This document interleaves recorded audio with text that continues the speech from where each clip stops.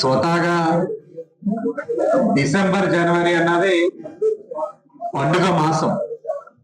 కానీ ఈ ఆంధ్రప్రదేశ్ రాష్ట్రానికి ముందుగానే విశాఖపట్నానికి పెట్టుబడుల పండుగ అనేది వచ్చేసింది.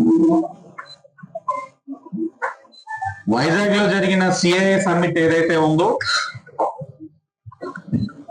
ఏపీ భవిష్యత్తుకి చాలా స్పష్టమైన దిశ నిర్దేశించే విధంగా గౌరవ ముఖ్యమంత్రి నారా చంద్రబాబు నాయుడు గారు కృషి చేసేదన్నది చాలా స్పష్టంగా కనబడతా ఉంది.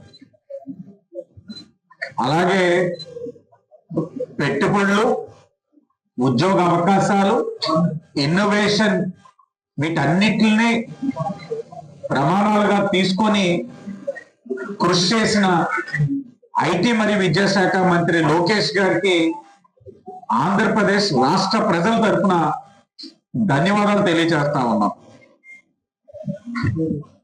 కూటమి యొక్క కృషి ఏ విధంగా భారీగా పెట్టుబడులు వచ్చినాయి అన్నది మీరు అందరూ కూడా చూస్తున్నారు. అంచనాలకు మించి తరలి వచ్చిన పారిశ్రామికవేత్తలు,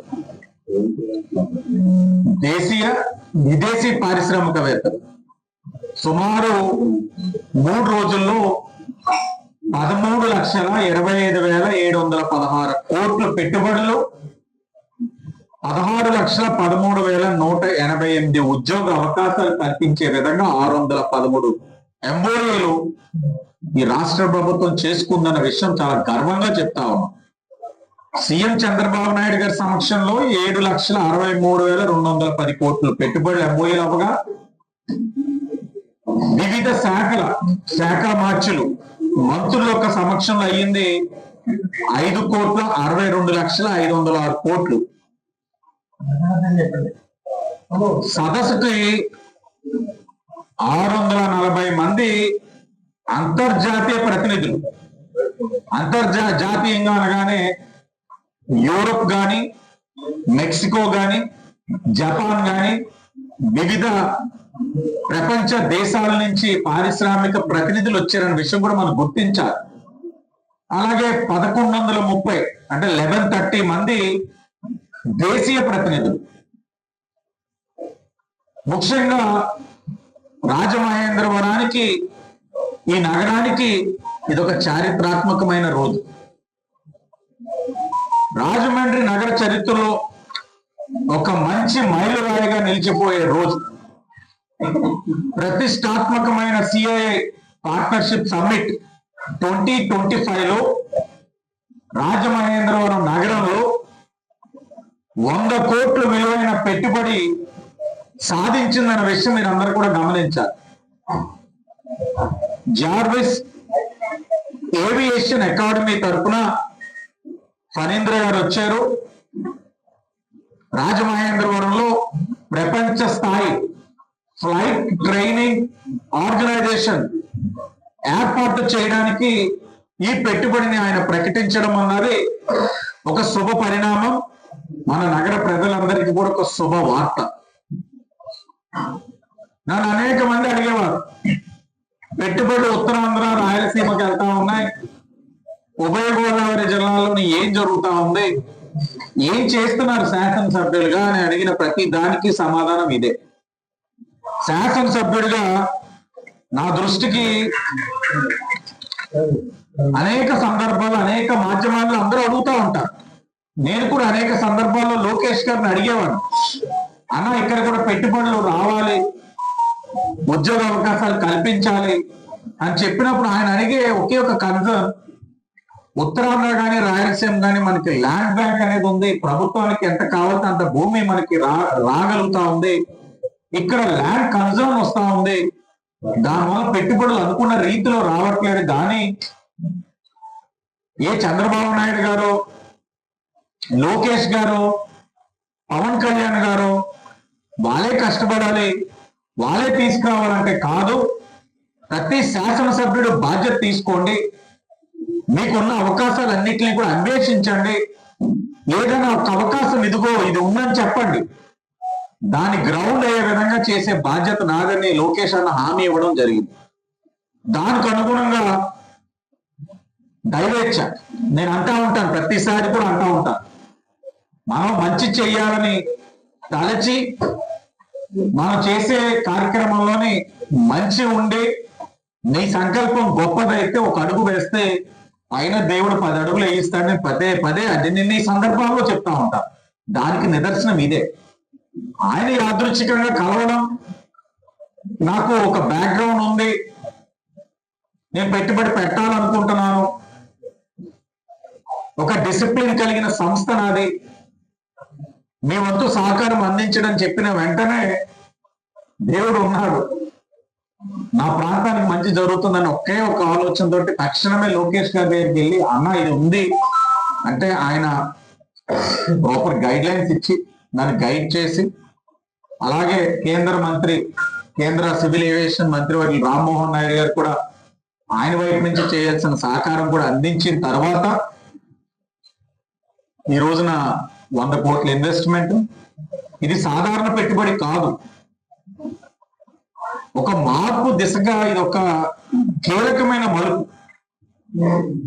రాజమహేంద్రవరం ప్రజానికం తరపున ఐటీ మరియు విద్యాశాఖ మంత్రి నారా లోకేష్ అన్న గారికి, అలాగే కేంద్ర మంత్రి రామ్మోహన్ నాయుడు గారికి మనస్ఫూర్తిగా మీ అందరం కూడా ధన్యవాదాలు తెలియజేస్తాం. అలాగే ఈ పెట్టుబడి యొక్క ముఖ్య ఉద్దేశం ఒకటి, 400 నుంచి 500 మంది ప్రత్యక్షంగా పరోక్షంగా ఉద్యోగ అవకాశాలు, అత్యున్నత విలువ కలిగిన ఏవియేషన్ రంగంలో స్కిల్ డెవలప్మెంట్.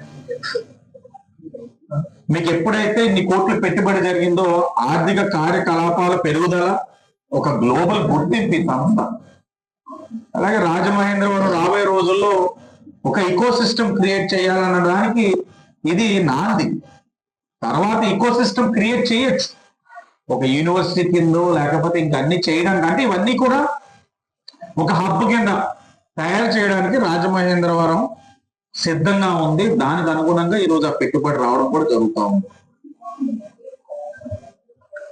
గత 5 సంవత్సరాలు వైఎస్ఆర్సీపీ వారు పెట్టుబడులు రానివ్వకుండా వారి యొక్క విధి విధానాలు కానివ్వండి, లేకపోతే వారి యొక్క నైజం కానివ్వండి, వ్యాపార సంస్థలు రావడానికి ఆచితూచి అడుగేసేవారు. కానీ ఈ రోజున చూస్తా ఉంటే పెట్టుబడులు వస్తున్న విధానం చూస్తా ఉంటే కాన్ఫిడెన్స్ బిల్డింగ్ అనేది ఉంది, ఒక నమ్మకం, ట్రస్ట్ క్రియేట్ చేయగలిగింది కూటమి ప్రభుత్వం.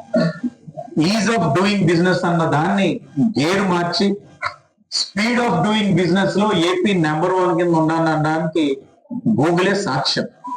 ఈ రోజుకి కూడా గూగుల్ అనే సంస్థ ఇక్కడికి రావడం వల్ల పొరుగు రాష్ట్రాలు ఏ విధంగా గొడవలు పడుతున్నారన్న విషయం కూడా మనం చూడొచ్చు. ఇది శుభ పరిణామం. ఈ సిఐఏ సమ్మిట్ లో రాష్ట్రం అంతా కూడా ఒక ఎత్తు అయితే, ఒక రాజమహేంద్రవరం శాసనసభ్యుడిగా నేనే ప్రత్యక్షంగా ఆ సంస్థ ఒక ప్రతినిధులతో మాట్లాడుకొని నిస్వార్థంగా ఈ ఊరిలోని యువత ఒక భవిష్యత్తును దృష్టిలో పెట్టుకొని ఒక మంచి ఈకో సిస్టమ్ క్రియేట్ చేయగలిగితే భవిష్యత్ తరాలు కూడా ఉపయోగపడుతున్న ఆలోచనతో సంప్రదించగా పెద్ద మనసుతోటి ఈ సంస్థ వారు వచ్చి 100 కోట్లతో ఇన్వెస్ట్మెంట్ చేయడం అన్నది మనస్ఫూర్తిగా మా నగర ప్రజల తరపున, ఈ జిల్లా ప్రజల తరపున ఫణీంద్ర గారికి వారి యొక్క సంస్థకు కూడా అభినందనలు తెలియజేస్తూ ధన్యవాదాలు. Director general of civil aviation పరిధిలోనే ఉంటారు. మనంతా వాళ్ళకి అనుగుణంగా వాళ్ళ గురించి ప్రకారంగా చేస్తాం. 14 మంత్స్ అండి. 12 మంత్స్ ఏమో ప్రాక్టికల్ అంటే ఫ్లైట్స్ ట్రైనింగ్ ఉంటుంది, ఒక 2.5 మంత్స్ ఏమో గ్రౌండ్ ట్రైనింగ్ ఉంటుంది.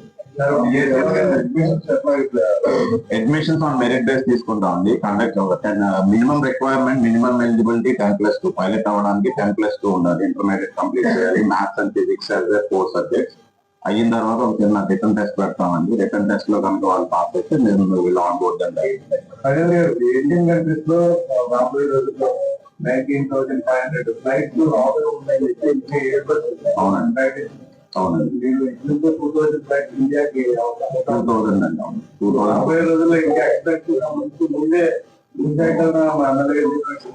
చాలా తక్కువ ఉంటుంది. ముందు ప్రణాళిక అనేది ముందు చూపుతోనే ప్రణాళిక ఉందండి. ఇప్పుడు ఇచ్చిన మనకి అలవాట్ చేసిన ల్యాండ్ లో మనం ఇంచుమించుగా 25 ఏకర్స్ ఈజీగా పార్క్ చేసుకోగలం అండి.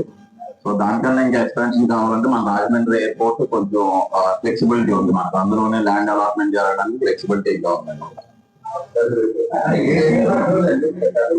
ఏదండి ఇది 35దండి, అందులో ఆపరేటివ్ 27 ఉన్నాయి, మనది 28. ఏపీలో ప్రస్తుతానికి మనం ఇంకా స్టార్ట్ అయితే మనం నెంబర్ 1 అవుతాం. ఇదే ఫస్ట్ కాదండి, మనం 27వ సంస్థ అవుతాం ఇండియాలో. ట్రైనింగ్ ఇచ్చేదాన్ని నెంబర్ 1 ఇందిరాగాంధీ రాష్ట్రీయ ఉడాన్ అకాడమీ అని ఢిల్లీలో ఉందండి. అది సెంట్రల్ గవర్నమెంట్ వాళ్ళే రన్ చేస్తారు. ఆ తర్వాత అంటే అఫీషియల్ గా ఒకసారి మన ఎయిర్ క్రాఫ్ట్ ప్రొక్యూర్మెంట్ అనేది కీ అండి. ఎయిర్ క్రాఫ్ట్ కొనాలి, కొనేసాము. అవి మనకి ఇక్కడికి రావడానికి టైం పడుతుంది. వాళ్ళు మ్యానుఫ్యాక్చర్ చేసి మనం డెల్లీ పైలట్స్ తీసుకుని వాళ్ళు అక్కడి నుంచి ఇక్కడ ఫ్లై చేసుకుంటూ రావాలి. సో అది మనకి ఆ డేట్ ఫిక్స్ అయిపోతే ఒక మంచి ముహూర్తం చూసి ఇక్కడ నోటిఫికేషన్ ఇస్తాం. బిట్వీన్ ఏప్రిల్ అండ్ జూన్ మధ్యలో స్టార్ట్ చేస్తాం.